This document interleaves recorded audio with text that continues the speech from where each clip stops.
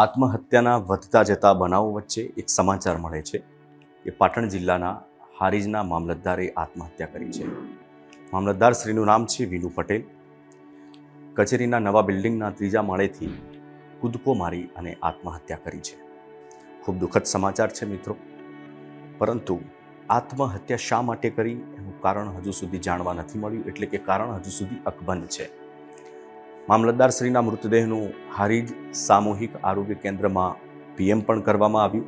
સમીના SDM decay મજેતર અને Patan DYSP DD ચૌધરીએ એક નિવેદન પણ આપ્યું.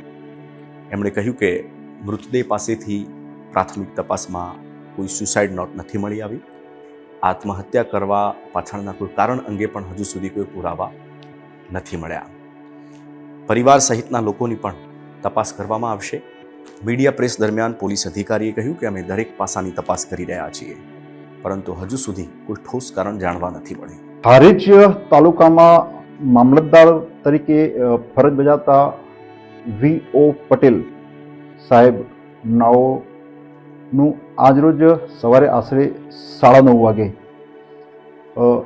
એમની કચેરી જે સરદાર સરોવર નિગમમાં હમણાં છેલ્લા થોડા સમયથી હારીજ મામલતદાર કચેરી હતી એના 3જા માળે ધાબા પરથી પડતું મૂકી અને સુસાઇડ કરેલ છે. જે બાબતે એમના નાયબ મામલતદાર શ્રીએ અત્રે પોલીસ સ્ટેશને જાણ કરેલ છે અને એ બાબતે અકસ્માત મોત હાલમાં હારીજ પોલીસ સ્ટેશન નોંધી અને આગળની તપાસ શરૂ કરવામાં આવેલ છે. અને એમના જે ડેડ બોડી છે એને પેનલ ડોક્ટરથી ઇન્ક્વેસ્ટ કરવા માટે મોકલી આપેલ છે. શરૂઆતની હાલની તપાસમાં એમના ખિસ્સામાંથી કે બીજા કોઈ કપડામાંથી સુસાઇડ નોટ કે મળેલ નથી. હજુ સુધી જે તપાસ થઈ છે એમાં કારણ જાણી શકાયું નથી, પરંતુ અમે ઊંડાણપૂર્વક તપાસ કરીશું. એ હજુ અમને જાણવા મળ્યું નથી, કારણ કે અમે સવારથી આ જે બનાવ બને છે એના પછીથી હાલને એમનો જે ઇન્ક્વેસ્ટ આના બધું છે એમાં એંગેજ છીએ, એટલે એ બાબતે સંપૂર્ણ તપાસ થશે. હજુ પ્રારંભિક તપાસ હમણાં તો અહીંયા અકસ્માત મોત દાખલ થયેલ છે, એટલે પ્રારંભિક બેઝ ઉપર હાલ તપાસ થઈ રહી છે, ચાલુ છે. ઊંડાણપૂર્વક તપાસ કરવામાં આવશે. જે પણ માહિતી મળશે એ મુજબ તમામના અમે નિવેદનો લઈશું. હજુ એ અમે જાણી લઈશું. મામલતદારશ્રી એમની પ્રાઇવેટ ગાડી લેવી અને કચેરી આવેલા હતા. તપાસ વસ્તુ એ ઊંડાણપૂર્વકની તપાસ કરવાની હોય એટલે લાંબી ચાલી શકે. હજુ એ પ્રારંભિક તપાસ ઉપર છે. એ તમામની ઊંડાણપૂર્વક તપાસ થશે. એમનો મોબાઈલ નંબર, એમનું કંઈ આઈડી અને જે કંઈ ઇન્સ્ટાગ્રામ વાપરતા હશે, જે કંઈ ફેસબુક હશે, એ તમામની ઊંડાણપૂર્વક તપાસ થશે. મૃતક મામલતદાર બનાસકાંઠાના દિયોદર તાલુકાના લીલાધર ગામના વતની હતા.